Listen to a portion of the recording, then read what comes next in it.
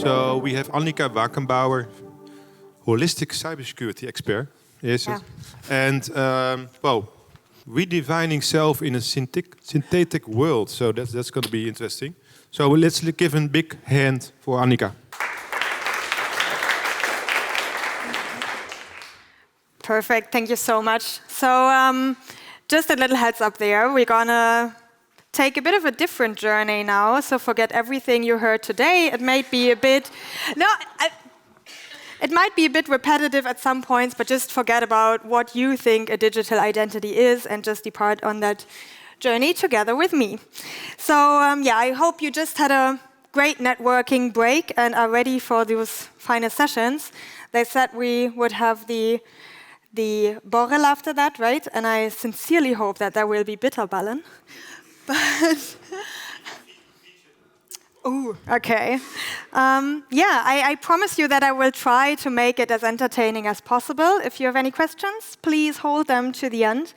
And I hope that you can gather a little food for thought in my session that you can carry beyond your professional lives.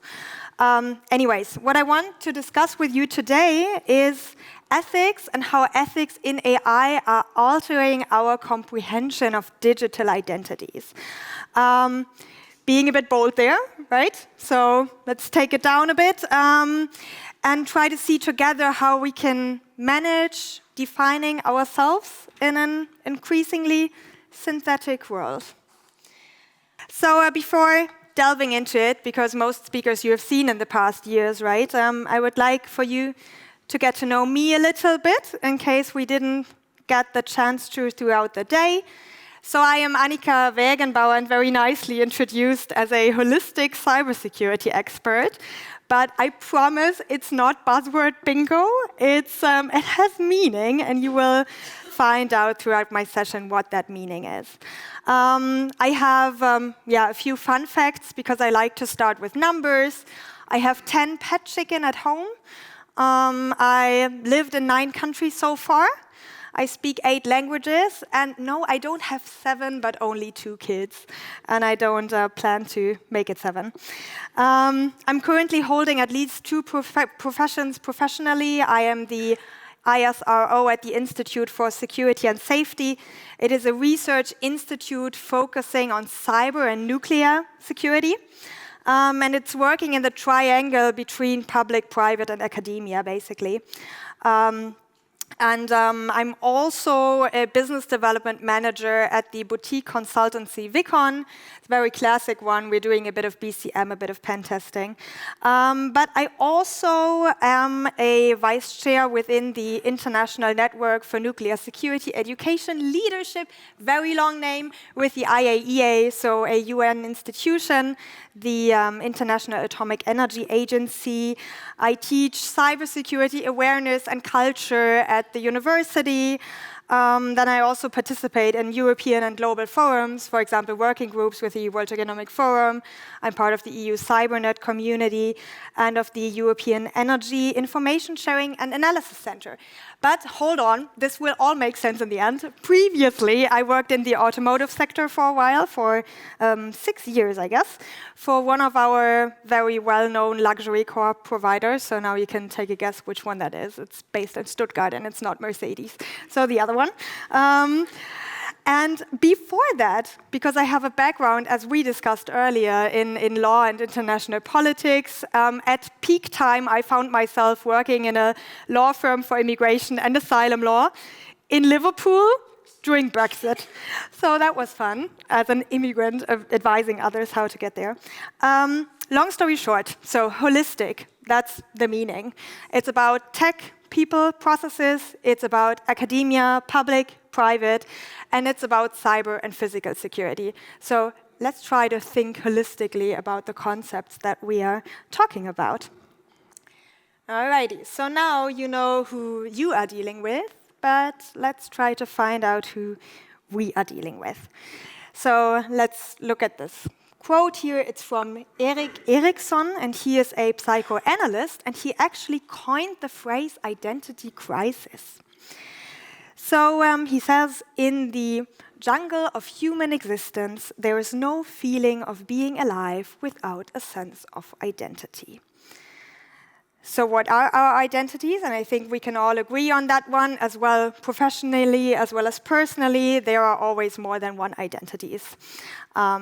It's a matter for both. It's a matter for the e-wallet as well, most likely. So let's really start from the start there. And I want to really dive deep into what we think an identity is.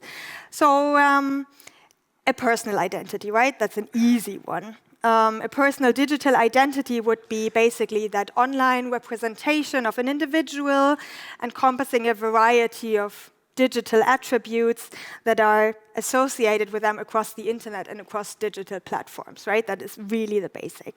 Think about usernames, passwords, think about maybe as well biometric data, about your social media profiles, digital footprint, contact details, and other identifiers that we think can be linked directly to a person, and I want to make it a natural person for that point. And yeah, then again, personal. But we also have corporate digital identities. And these are kind of the bridge that we made and that heard in that first keynote of the day, that we have something that is a legal entity that might need an identity as well that is not necessarily personal, but can be linked to a personal one. So for my understanding here and for the story I'm telling, this is not about the very pragmatic assigning a natural person to a legal identity context, but it is about the online presence of a business or an organization, so that entity that is not a natural person, but it would include all digital assets and identifiers that represent the company in the digital world. So for that argument, you need to put aside everything you know about digital identities and drive with me on that road to understand the point that I'm making.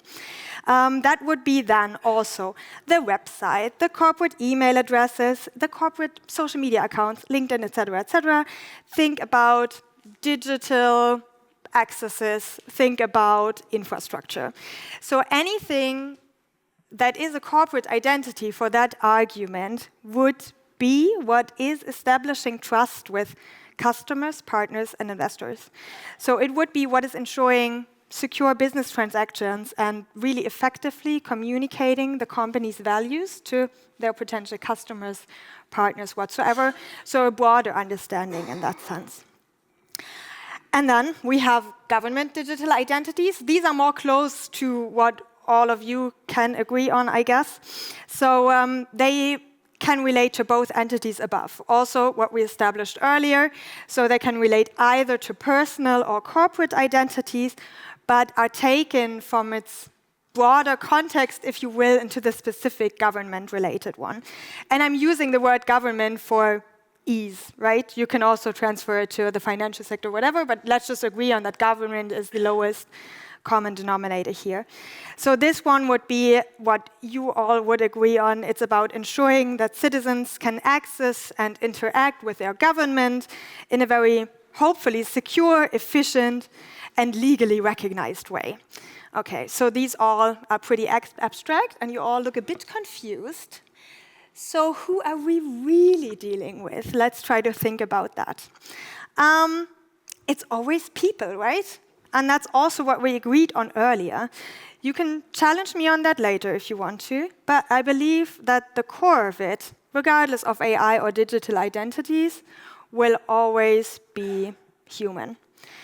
So that means we are looking at social identities. This is the level at which individuals are identified by their social contexts and by pressures for them to fit into available objective identities. So it means we would be looking at demographics, we would be looking at occupation or education status at class. So it's something that you think would separate you from others and identify you.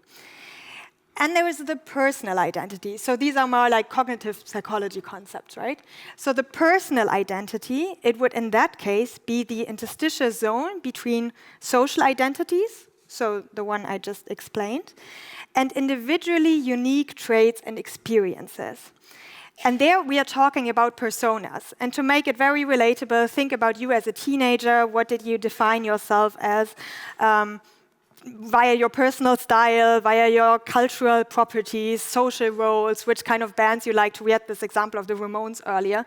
So that would be an example of a personal identity in that case. And then lastly, we have our ego identity. And that is our own, hopefully, fairy tale. So it basically is the narratives that we tell ourselves every day. So it manifests in commitments, in goals and beliefs. It can be thought of at that sense of purpose that you're telling yourself. And all these three levels of identity, if you will, they have external and internal layers, right? But the last one, the ego one, is most reliant on differentiation. So it's about what sets you apart from the person sitting next to you. You still look super confused. So what are we really dealing with? When we are narrowing identities down, right? We're talking about who we are, about who we aspire to be, and who society aspires us to be. So ideally, when you're all talking about the e-wallet, you're talking about who we are, right? But maybe we are talking about who society aspires us to be. And who we aspire to be might be our LinkedIn profile. Somebody earlier mentioned that they were banned from LinkedIn. So there are all these layers to it, okay? So who society aspires us to be? Well, identity, again, it's what sets me apart from you, legally binding or not. And do you think AI has a role in that? Maybe a little hands up. No, none of you believe that AI, yeah. Okay, there's one person with me, two. So maybe more will be with me after this session and believing that AI will change the way we as humans interact with one another and we shape our identities as.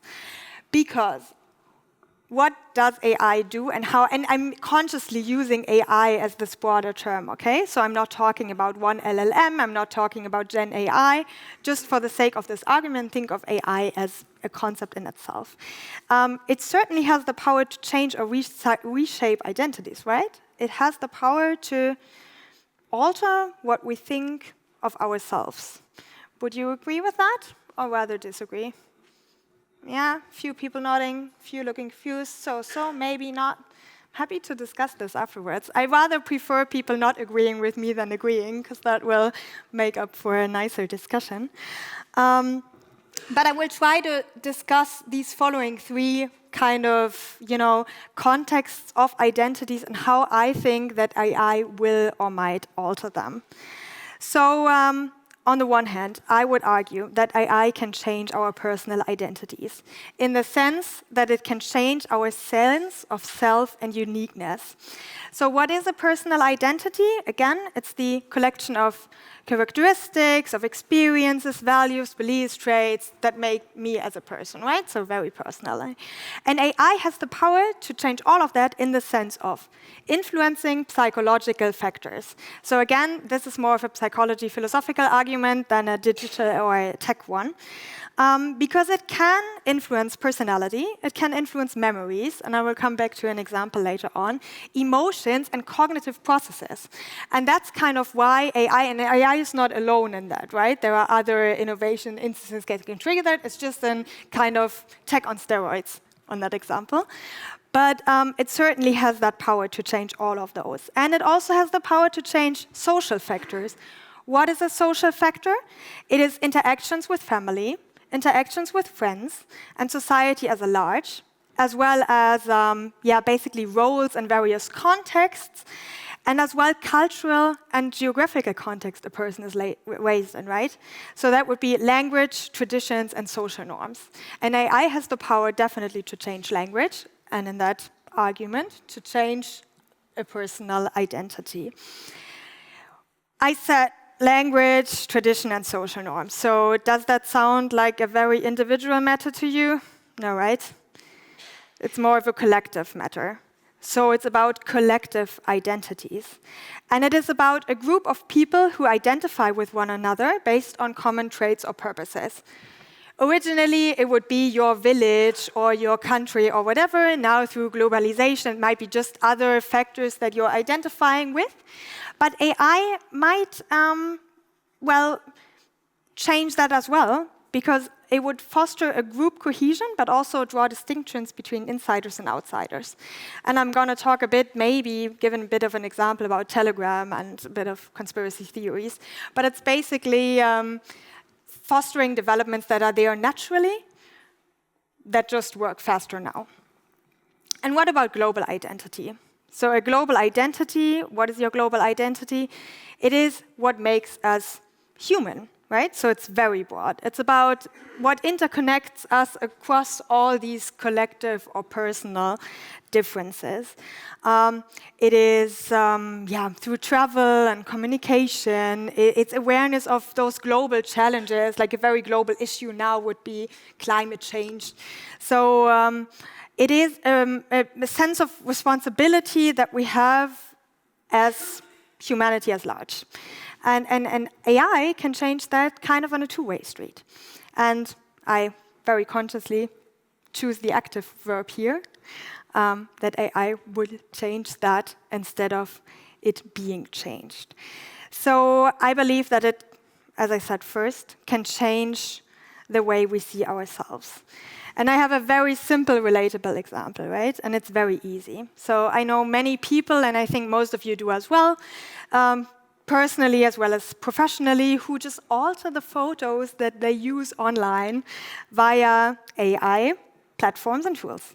So AI alteration, it's only a click, right? It creates your nice little professional image with a nice background, whatever, in an instance. While if you were to alter that photo in more traditional ways using Photoshop or whatever, it would take time, right? So what AI does here, or helps you with, again, tech as a means to an end, is really making that step from the before to an after very short. It's that instance. So you miss the entire departure from the before to an after. Remember my background in the automotive industry? It's a bit similar.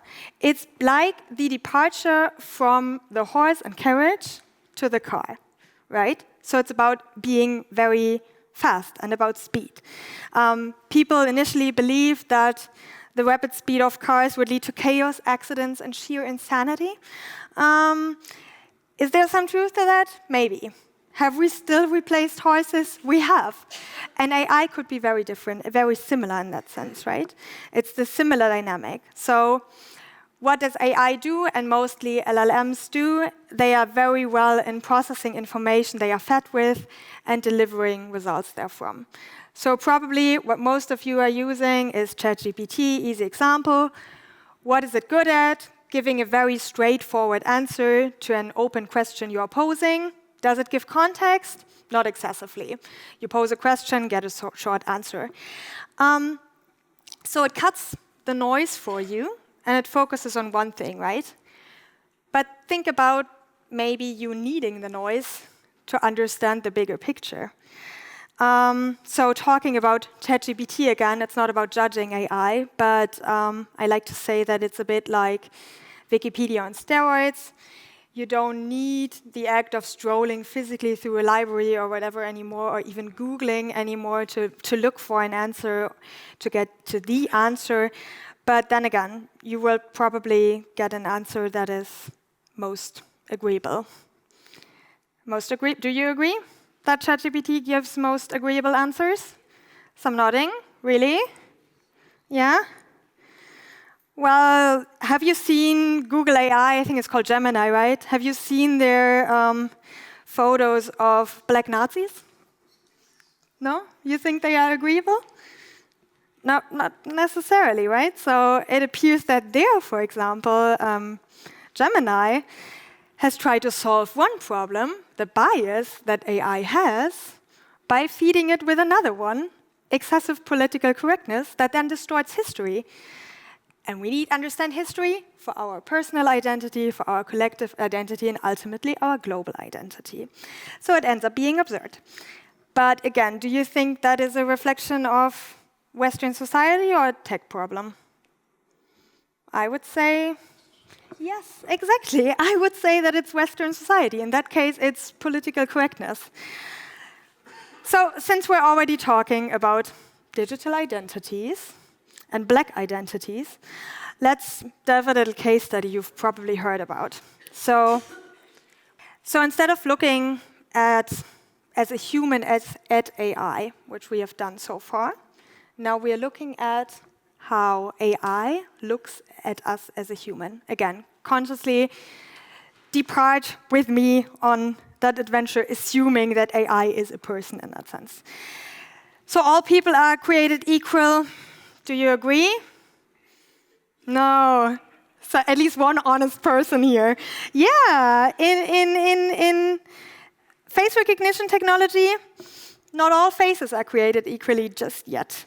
In a test to identify the sex of people from their faces, software was able to do so with more than 99% accuracy for light-skinned men, so good for most of you in the room. But for darker-skinned women, the software could be as wrong as 1/3 of the time. So this result, right, it sheds more light on a known problem, how limited data sets then can impact the effectiveness of AI, which might then turn to heightened biases against individuals as AI becomes more widespread. And then there's also another study, I didn't mention this one here, but it's about Black women mostly being misidentified as males. So that's another one there. And I mean, here in Europe it's not as much as an issue yet, right? But somebody mentioned CCTV earlier and how CCTV is used in Asian societies. But think about the US. So there, face recognition is employed for law enforcement surveillance, for airport passenger screening, for employment, and sometimes for housing decisions. And it's the very face recognition mechanisms that I just told you were discriminating against Black males. So Black Americans are more likely to be arrested and incarcerated for minor crimes than white Americans. Why is that so? Because Black people are overrepresented in mugshot data, which then is used to train face recognition to make predictions. So one of the cases, right? Second case. It's also a fun one. When AI sees a man, it thinks official. When it sees a woman, smile. So that's a study on just assigning attributes to photos that are uploaded in an AI system. And yeah, this study, it adds to the evidence that algorithms, no, I'm sorry, tech is not objective. They don't see the world with mathematical detachment, but instead tend to replicate or even amplify cultural biases that are already there. Somebody said earlier that it's not the tech that is the weapon, but it's me using the tech that is the weapon, and then we'll definitely agree to that. So prior research, it has found that prominent data sets of labeled photos used to train those vision algorithms showed very significant gender biases, and there were two very funny examples, one of them being showing women cooking and men hunting. So yeah, very nice one. But why is that so? Because software is trained on data sets, right? It's not a big bang and all of a sudden there are all these biases there. It is man-made. So AI, it does see, and it's man-made. Yeah, it is man-made. It is not woman-made either. So, little side note, cybercrime is entirely male. Did you know that? There are hardly any statistics about females being successful hackers. So option A, they are just clever enough not to be found and detected. Or option B, there's just no female cybercrime. But that's a side note.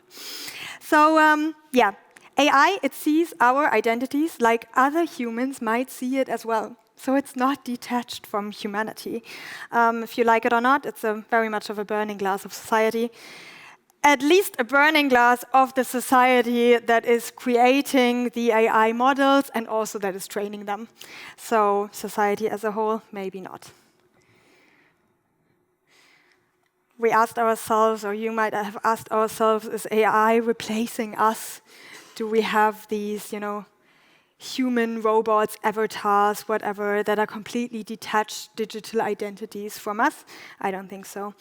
As you've seen in the case studies as well, and also throughout the day, as worrisome as they may seem, what they show us is that AI, it might look at us like our borderline racist uncle on Christmas, but AI might also think about that initial example of photoshopping, enhance some features while erasing others. However, all of them are very much human, so it's just what is already there. And you can challenge me on that later. I'm happy to discuss. So instead, I think that AI and human identity, and also the very psychological identity part, as well as the very practical identity part we've been talking about today, will have to interact. I think it's inevitable. I'm very sorry, but we will not be able to put AI back into a box like some people believe. We have unleashed the tiger, and now we have to try to tame it. So, do you think there is a winner in this?